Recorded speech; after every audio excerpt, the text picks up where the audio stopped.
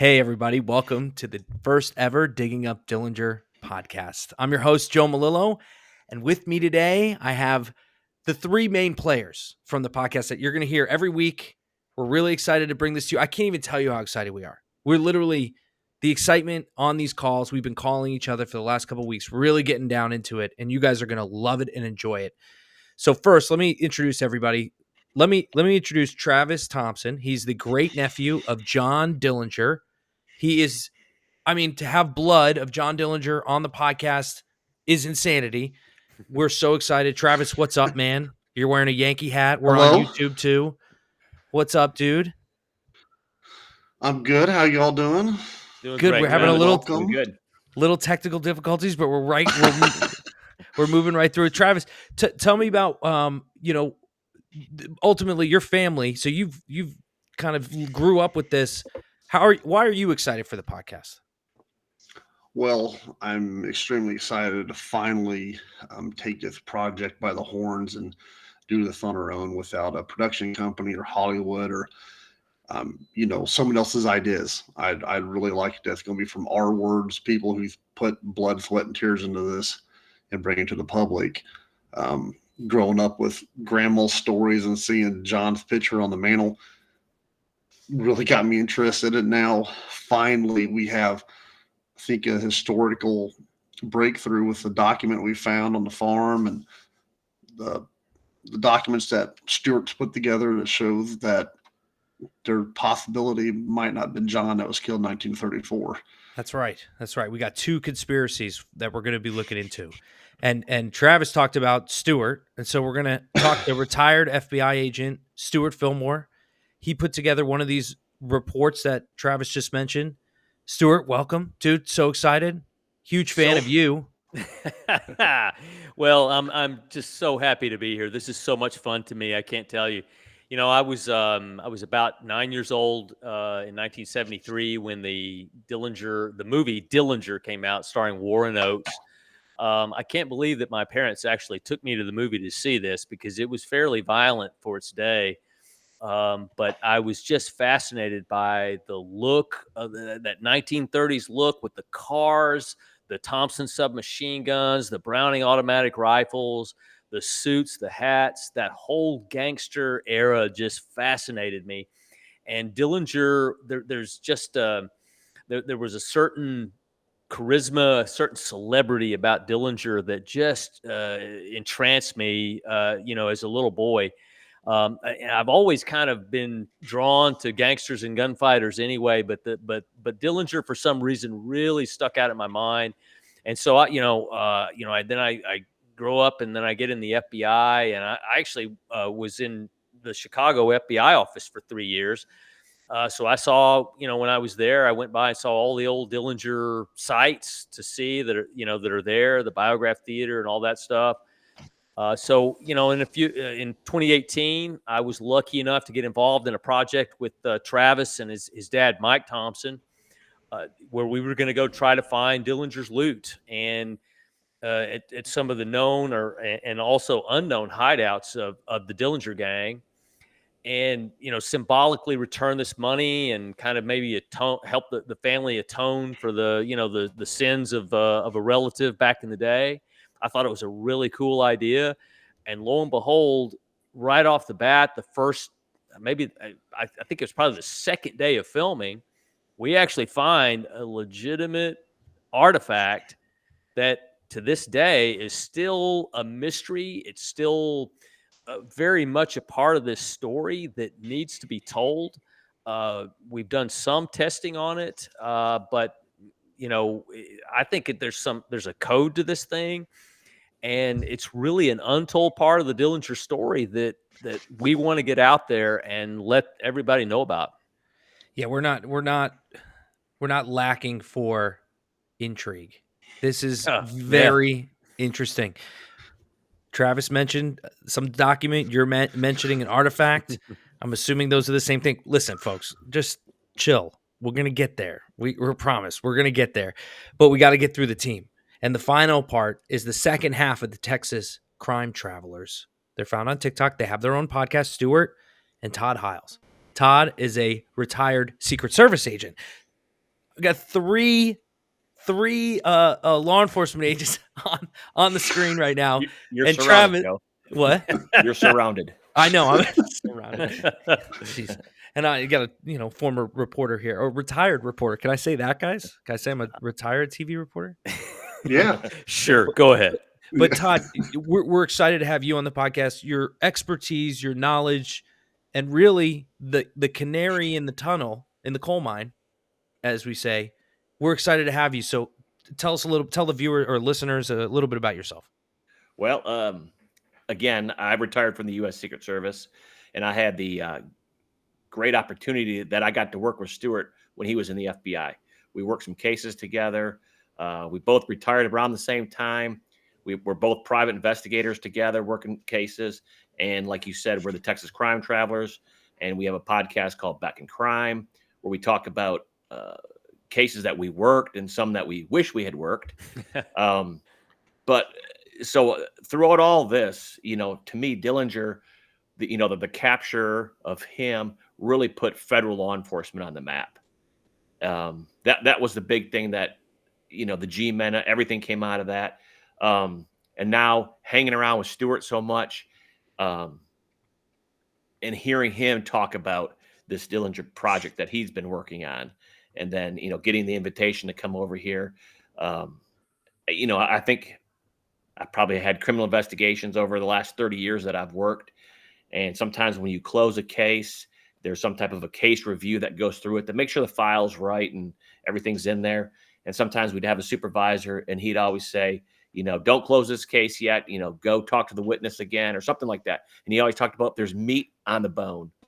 And the way Stuart presents this to me, he's like, there is some meat on this bone. There's some more investigations to do. This case shouldn't have been closed. And so here we are. Yeah. And we're hungry. Exactly. Ready for some of that Texas barbecue. So Travis and I are located in Indiana. Stuart and Todd, you guys are both in Texas, right? We are in Texas, yes, deep in the heart. Cool. So that's the three team. A little bit about myself. I'm Joe Malillo. I used to work as a TV reporter for about 10 years and then have since retired from broadcast television. I have a podcast called Infamous Indy. It's all based on true crime in Indiana. I've taken $0 for that because I think it's important as a journalistic perspective to allow the voices of the people that I interview to be heard. So from, you guys have a very law enforcement mind. I have a very journalistic brain, right? Like I want to make sure that the story is told in a certain way, that sources are sourced or, credited. And ultimately we get the right story and the truth. So we're all after the truth. I mean, Yes. essentially that's why I think Yes. we're all kind of friends, is that we're in this project together. So with that said, let's get a little housekeeping going for our listeners. I want to go over a couple things. I'm going to make it really quick, and then we can all kind of chat about the podcast as a whole and why we're doing it. And the first and foremost, I think the reason that we're here, and the number one reason that we're here, is we've tried to get this story told. There are two conspiracies. What happened to John Dillinger in 1934, July 22nd, 1934, the Biograph Theater? Was he killed? Was he ultimately killed by the FBI and dragged out and then buried in Crown Hill Cemetery? Or did he escape? There's a couple of different theories about it. We'll get into all of that, but that's the main question. That's conspiracy number one. Conspiracy number two is, where's his money? He had hundreds of thousands of dollars that were stolen from banks in a 14-month period after he got out, right? And we don't know where that is. But I'm just going to tell the listeners now, that artifact and that document that was found on the Dillinger family farm was a map. Like like a legit map. Right, Oh, Stuart? yeah. Stuart was the one who found it. Yeah, I'd go as far as to say it's possibly a treasure map. I mean, if you consider stolen loot treasure, it could be. I believe that the map is a code. I don't know what kind of code. I've tried many different ways to try to figure it out and to break this code. And I'll tell you, I'm a puzzle solver by nature. I love puzzles and I love trying to delve into this stuff, but I have not been able to break this code. And part of what we want to do is just tell this story, reach out, and hopefully there's somebody out there that can give us insight and leads to pursue on this thing, because we ultimately, this is about solving an old mystery and getting to the real truth of the matter, regardless of what it is. And both conspiracies are legitimately good thoughts, right? Like we've Yes. not good thoughts, but Yes. we have evidence to say, like, we need to look into this a lot further. I've never seen stuff like this, but here's the other half of what a little of the housekeeping I'm talking about. So the two conspiracies, we're going over that. You've met everybody. The other thing is, this podcast is going to be very different than other podcasts. Look, a lot of other true crime podcasts, what they're going to do is, and including Infamous Indy, is you're going to do a story, you're going to research that story, you're going to take what that story has online, history's been written, or things have happened, and you're just going to retell it in your way with your flair, and you're going to get people to listen. There's a lot of true crime podcasts out there that are just like that, including Texas Crime Travelers, your guys back in crime. It's like that, but it's your perspective, so people are really interested. Exactly. This is so different, folks, and the reason it's so different is because we are literally going to be investigating this, and we're gonna find out stuff as we go along. Like, this isn't history that we're looking back. We're literally looking at history and trying to solve a mystery together. Look, I don't see very many podcasts or YouTube channels showing a treasure map that they found in the backyard and possibly trying to figure it out. Travis, you were there that day, dude, when you found it. This, do you think we have a chance here? Because you have the history too, from your family's perspective. Yes. Yeah. I mean, if you look at this is like hunting Hitler and Oak Island. I mean, this is like two of those put together. I mean, this is rapidly evolving. Every turn, it's been a wild chase. I mean, it's been extremely interesting. And that day was an extremely emotional day. Thought about my grandmother reaching in that hole. It's like reaching back into time and pulling that out of the ground. And when Stuart hit that, we were like, what happened? What was that glass that broke? And once we seen what it was, I fell on my knees. We all about dove in the hole. So yep, it was extremely exciting. There's a reason that map was buried. Well, yes. and just to add a little context to it, guys. So just so you understand, we believe, and I'm almost certain that this map was buried when Dillinger visited the family farm in April of 1934. This is all Dillinger 101 stuff. We're taking off a little. This is advanced Dillinger we're going to be talking about. If you want to hear kind of the whole background of Dillinger, go listen to some earlier Infamous Indy podcasts, and that gives you Dillinger 101. But this map was actually buried at the height of the FBI looking for Dillinger. They had the family farm under surveillance 24 hours a day. Dillinger was able to sneak in there and had a family reunion right under the nose of the FBI for 3 days. And so this map was buried. It was buried in a mason jar in what we believe at the time was a milk house. That house is no longer there. What's a milk house? It was like a little brick building that was where they stored. I think there was a stream running through this at the time. I think they stored milk in there. Yes. And so it would have been based on some old aerial maps that we located. We believe that this map would have been buried inside this milk house. So it was buried. It was buried for a reason. And again, the FBI is literally right across the street when this map is buried. So it was buried for a reason. It was hidden for a reason, and it's very, very relevant to this case. It's never been studied before, and so this is truly a chance to solve history right before your eyes. The map stayed sealed until you guys pulled it out of the jar. Absolutely. Yep. And we never broke the seal. I mean, other than breaking the glass, the lid is still intact on the bottle of the last person put it on. Anyway, there's so much. I mean, one of the things I love about the map is that the pen used that we believe that the pen was used, you had to lick in order for it to work. Right. What's it called again? An indelible pen or It's pencil? called an indelible ink. So Indelible ink. if you've Yeah. if you ever seen an old movie and someone's writing and you notice that they keep licking it looks like a pencil actually, but they keep licking it. That was called an indelible pencil. It was what was used in the days before ballpoint pens, and when you licked it, it kind of activated and gave it an ink-like appearance. So it was a pencil, but what the writing substance looked like ink. Because you didn't have ballpoint pens in those days. You had fountain pens, but not ballpoint pens. So this was a poor man's pen.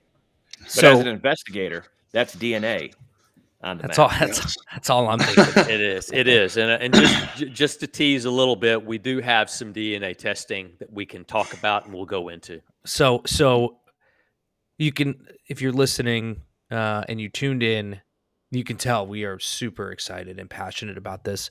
We know a lot of the details, and Stuart mentioned it, but I'll just do it again. This is Advanced Dillinger. If you want Dillinger 101, if you want to take the class, go to my Infamous Indie podcast.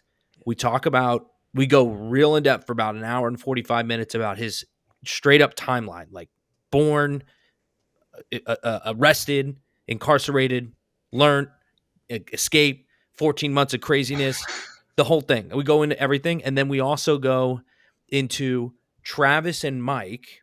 Mike Thompson is Travis's father, who is the nephew of John Dillinger. Yep. And we Yes. go into why Mike and Travis started looking at these FBI files, which actually Stuart got them almost at the exact same time because they were free online. And then they did all the research for that, but then also eventually, why did you guys? You can explain this now. I feel like this is good for our intro episode. Travis, explain quickly to people, why did you feel like you should dig up the body? Like, why did you go to court to try to dig it up, which made national and worldwide news, by the way? Yeah. Well, so our investigation, Stewart had put a very detailed investigation, side by side pictures of ears, that really showed that might not be the right guy. The two guys don't match. Also, the autopsy report had some issues: eye color, age, height. Also, my Height great too? grandfather. Yeah, there's height. Yeah, there's some I height didn't know. issue and I didn't know the height. and age Yep. and age issues. Okay. So the autopsy and stuff, that's you guys, you were like, this is so obvious. We need to go pull his body up to do DNA. Is that right? Yeah, that was because my father's the closest living relative, so he had to file the paperwork. Well, before we really got to the point of the investigation with Stewart putting that project together, grandmother had told me that when supposedly John was killed in 1934, and my great grandfather went up to identify the body, John Sr., he straight said, "That's not my son." Even though the oldest daughter, Audrey, said, "That is my brother." FBI wistfully pulled my great grandfather into another room, had a discussion that we do not know what was said. And after that, he said, "Yes, this is my son." So, Stuart, would that's you like to belief. comment about this as a retired FBI agent? What does that mean? I know it's early on. Well, we're starting to get into the weeds. Sorry. Go ahead, Stuart. At least Well, we respond to can. that. Well, we can get. Look, at this point, I don't doubt that probably happened because leading up to this, again, this is Advanced Dillinger, but leading up to this, the FBI had the Dillinger gang cornered twice, once in St. Paul and once in Upper Wisconsin at a place called Little Bohemia, and then the entire Dillinger gang got away both times. And in the case of Little Bohemia, a civilian was killed. So now, if it turns out we've killed somebody and this is not Dillinger, this was all about for as Todd said earlier, the Dillinger case really is what built the brand of the FBI. And if in fact this man that we just shot in Chicago is not Dillinger, then J. Edgar Hoover, we would have never heard of J. Edgar Hoover in the FBI. He's looking for a new job. Absolutely. Yep. Because he was on thin ice at that point anyway, because of the two prior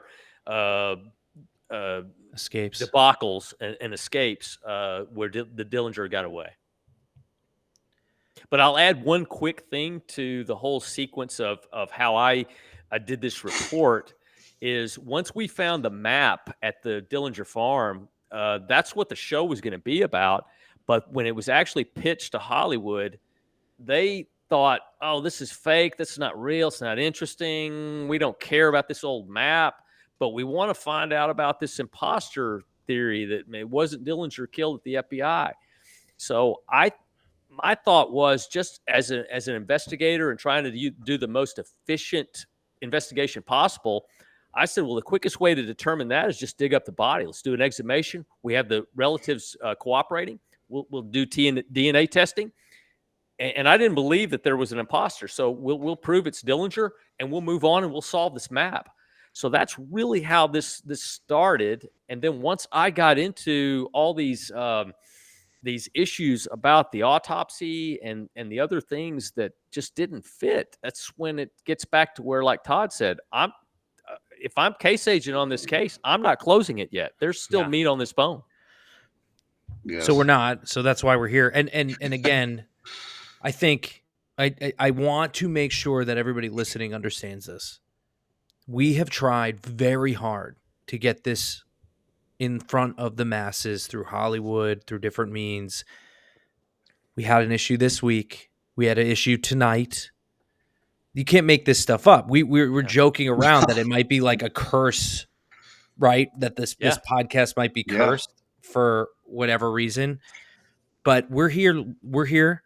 We're going to persevere, and we need your help, and we need our community. We need to build a community around this podcast, because this project, it's really a project, folks.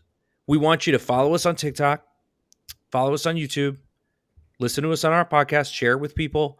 We have a Patreon page, which eventually I'll get into, but essentially our goal is to go back and somehow, and we'll get into this later, but go back and try again, because the family was denied for digging up the exhumation.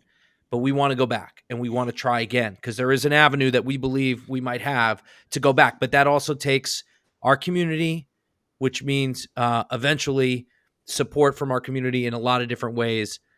We don't know what that is yet. We'll get into that later, but that's where our head is at. That's why we want to keep pushing forward, because we think there's another way forward for digging up the body and getting the DNA directly. We also have other ways to test DNA. We have other things that we'll get into, because there's lots of things to get into. There's a lot. Oh, yeah, a lot. But we're all relatively knowledgeable about this, and we're really excited. And we just want you to be a part of this journey as we go through it together. Welcome to this journey. Love it. Welcome to Digging Up Dillinger, baby. Oh yeah. You guys got 4 minutes. We wanted to keep this one kind of short, so you got 4 minutes. What why should people care about this story? I just told you my thought. Yeah. It's history breaking.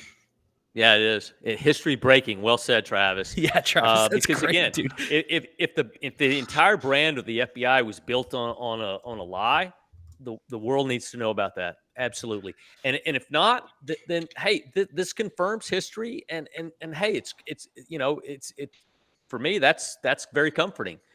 But either way, the real truth should come out. Oh yeah, I definitely care about the truth. Also, I mean, if you really like conspiracy theories and cover-ups, and you came to the right place, because we've experienced firsthand. Yes, we have all the crazy, far-fetched roadblocks that we've ran into. Yep, and that's just the one side of it. The other side is the loot, and it's trying to decipher the map, the treasure map. Yep, exactly. Yes. So, and maybe if you're listening, you have stories, or you can hit us up on diggingupdillinger@gmail.com. diggingupdillinger@gmail.com. Comment on our TikToks. I really want to make this about the community, and if there's things or questions that pop up, you guys do a great job of, as Texas crime travelers, responding to people on TikTok, and even doing podcasts about some of the stuff that gets brought up on TikTok. Yep. So, TikTok. Feel free to ask us questions. Yep. Definitely. And also, if you're a relative of any of the gang members, and you have any interesting stories that you could fill in some of the blanks that we're looking at, Travis, send them our way. If Yep. we get a family member of a gang member, you're out, bro. Like you're done. You're, you're off the podcast, bro. Like that's it.